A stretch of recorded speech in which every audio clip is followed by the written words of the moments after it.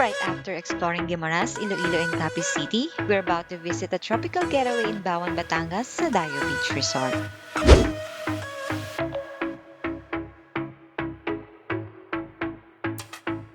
Hi guys! So for today's video, pupunta tayo sa isang ultimate getaway for anyone looking to unwind and enjoy some serious relaxation. Samahan nyo kami i-explore ang sa Dayo Beach Resort.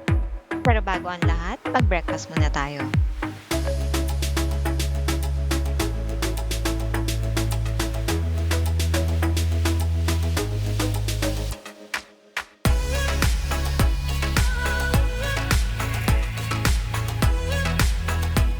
So guys, eto na yung daanan papuntang sa Dayo Beach Resort. And sa mga videos na napanood namin sa YouTube, rough road pa siya. Pero as you can see, semento na itong dinadaanan namin.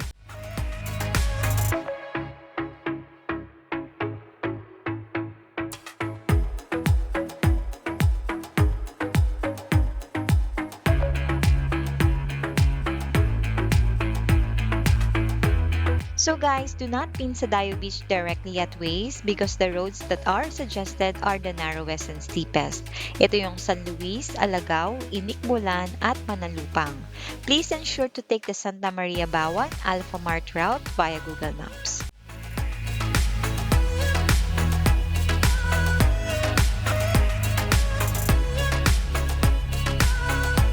So, dito sa part na to, medyo maliit na yung daanan at medyo liblib na siya. I recommend na umaga kayo dumaan dito for safety na rin kasi wala mga road lights dito.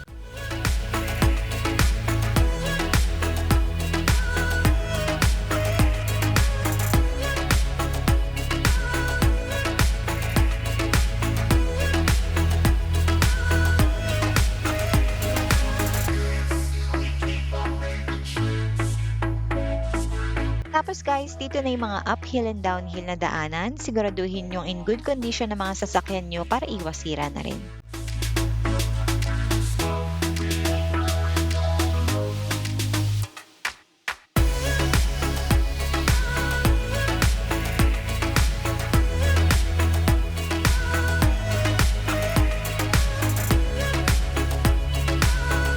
So kung gusto niyo ng road guide to this resort, you can also watch their YouTube video via this link na ipopost ko sa description box.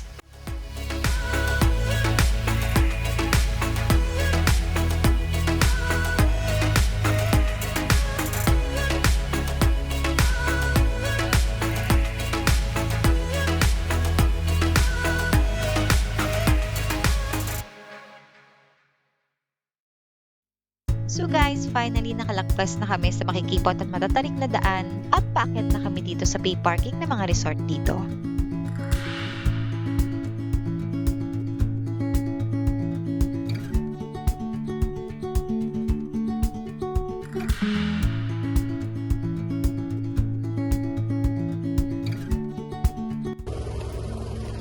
So ito yung pay parking nila.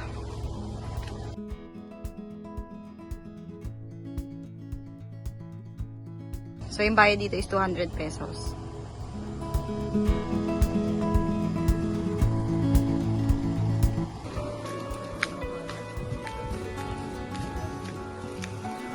Okay, so, nandito na tayo sa Dayo Beach Resort sa Bawan, Batangas.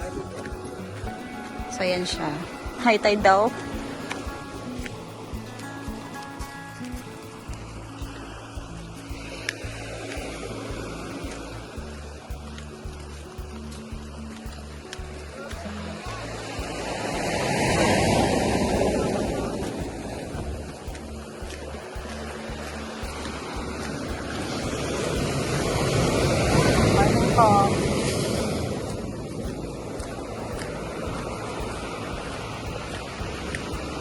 So guys, medyo malayo pa pala yung lalakarin pero don't worry kasi may susundo naman sa inyong staff from sa Dayo kung marami kayong mga dalang gamit. Nasa Paraiso na naman tayo ngayon and this place is the ultimate getaway for anyone looking to unwind, soak up the sun and enjoy some serious relaxation. Tara, we'll explore this resort and I'll give you a tour of all their facilities.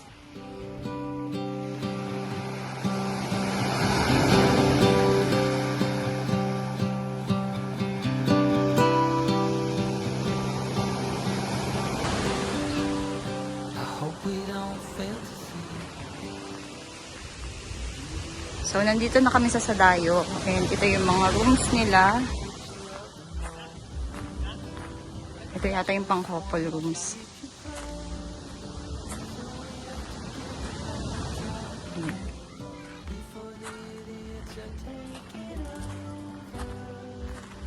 Tapos meron din sila sa taas. Check natin.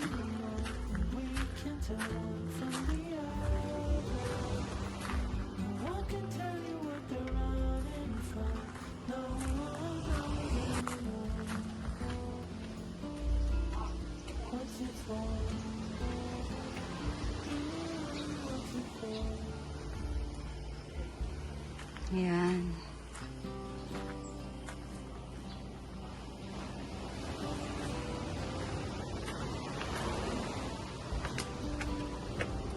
So, check lang natin dito sa taas kung anong meron. I think mga rooms din to. Ayan.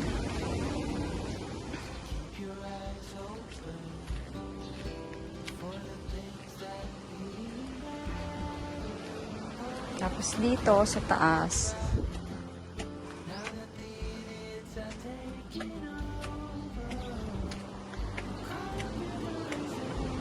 actually, parang mas gusto ko dito sa taas.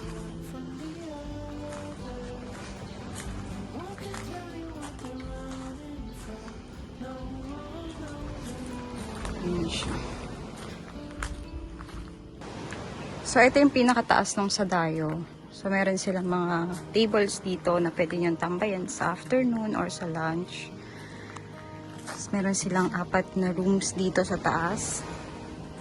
Very cozy and Instagrammable. May mga tables din.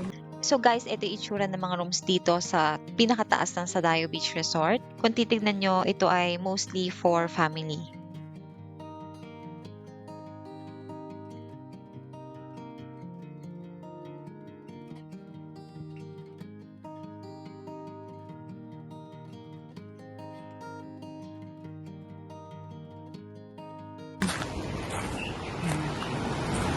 So, I think dito, room din. So, ito naman yung loob na nag-iisang room sa sulok dito sa pinakataas. Same dun sa 4 na room sa labas, pang family din siya.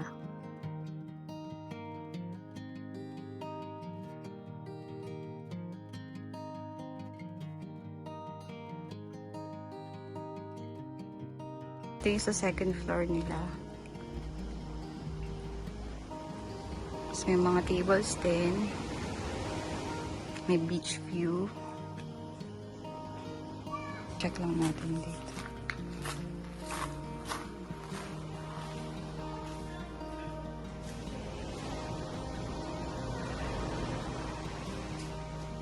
So, ito yung updated room rates nila as of September 2024. So, i-follow and i-message nyo lang yung Facebook page nila for bookings and reservations.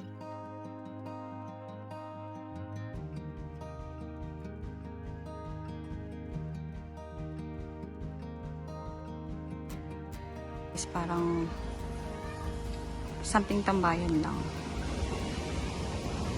So, may mga gantong cottage din sila sa baba for family use.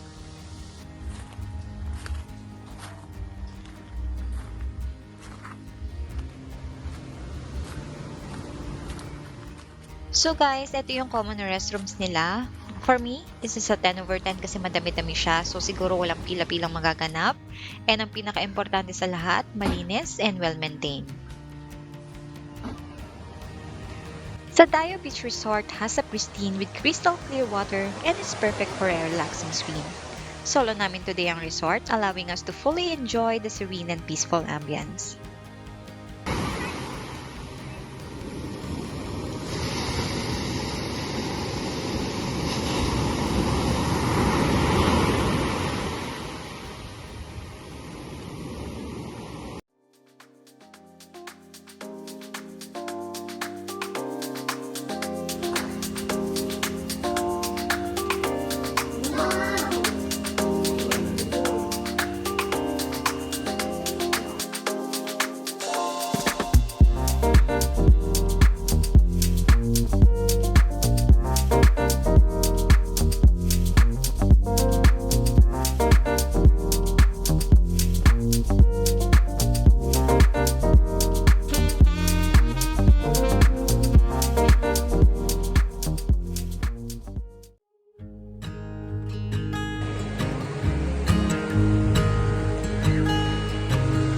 So guys, may mga coral reefs dito malapit sa shore, even sa harap ng hotel. So make sure to pack your aqua shoes for a more comfortable experience while exploring the underwater beauty. Stay safe, lalo kung ganito kalakas yung alon. It's best to go snorkeling when the sea is calm, especially in the morning when the water is clearest, making it easier to appreciate the vibrant marine life.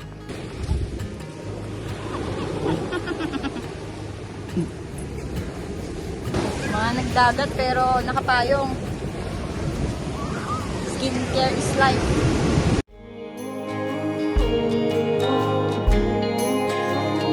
So, chill time na kami. Another breather from all the hustle and bustle. Sana laging ganito, no? Tipong once in a while, unwind lang. Lalo kapag pagod or burnout ka na.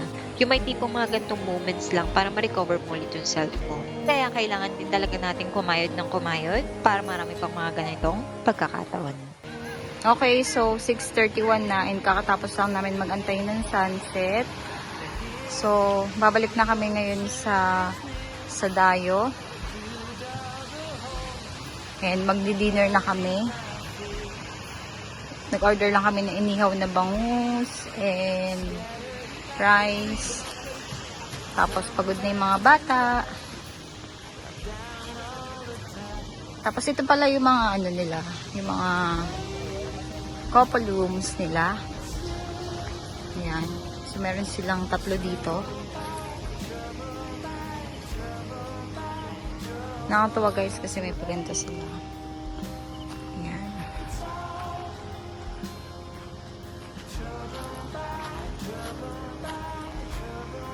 So kung titignan nyo rito, yung mga rooms nila is more of parang Bali style. Ayan siya. Ayan.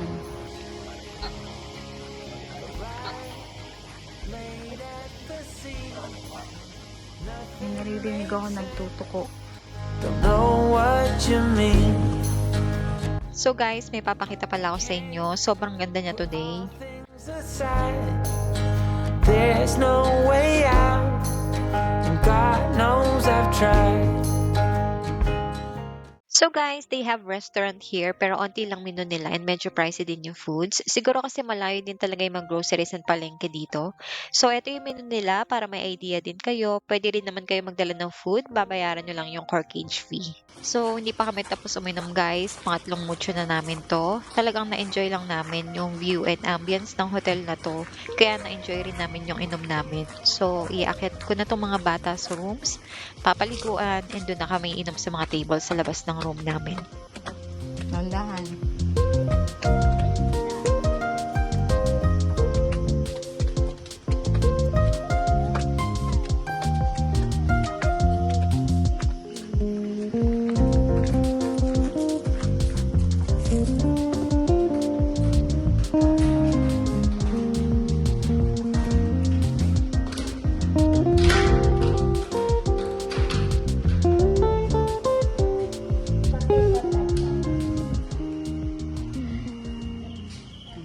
Morning. So, 5:23 na ng umaga.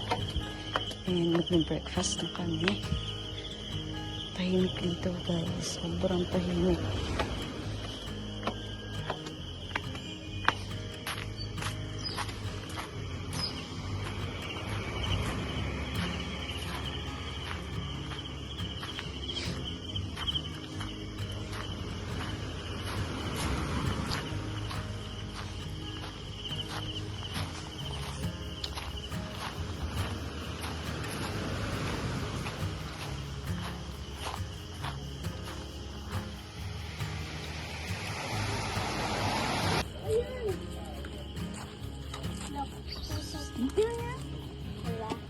See that?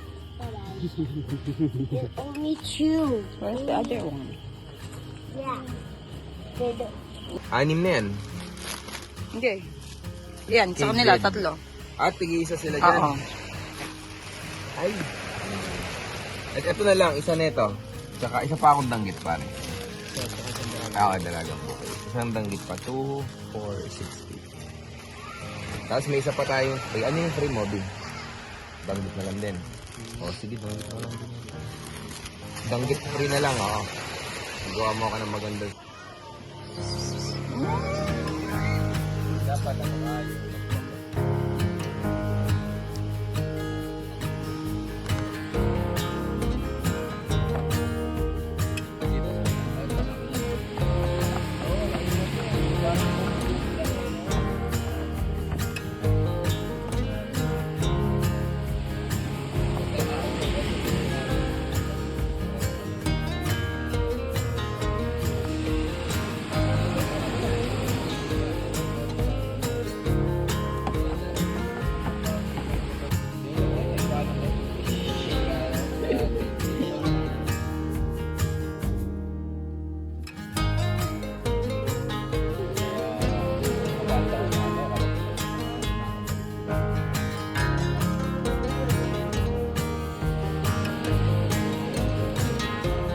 So, medyo makulimlim na today guys. Sabi, today daw yung dating ng bagyong Enteng. Buti na-experience pa namin yung ganda ng panahon kahapon. Although maalon na yung dagat. Medyo kalmado yung dagat ngayon. Siguro kasi umaga pa.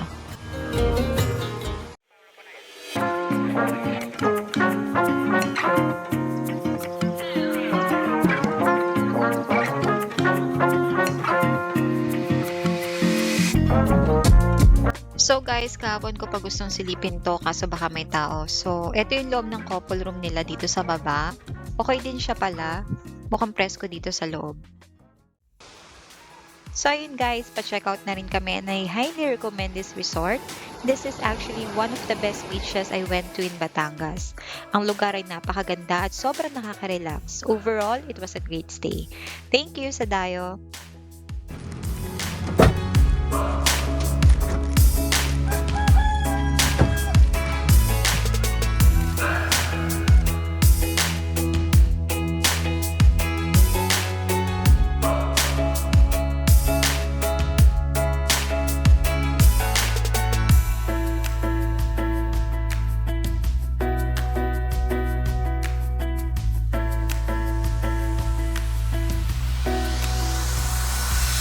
So ayun guys, I've had the most amazing time here at Sadayo Beach Resort. From the stunning views to the fantastic amenities, this place really has it all. If you're looking for a place to escape and recharge, this is it. Thank you so much for joining me on this adventure. Don't forget to like, comment, and subscribe for more travel vlogs. Until the next time, stay happy and keep exploring. Bye!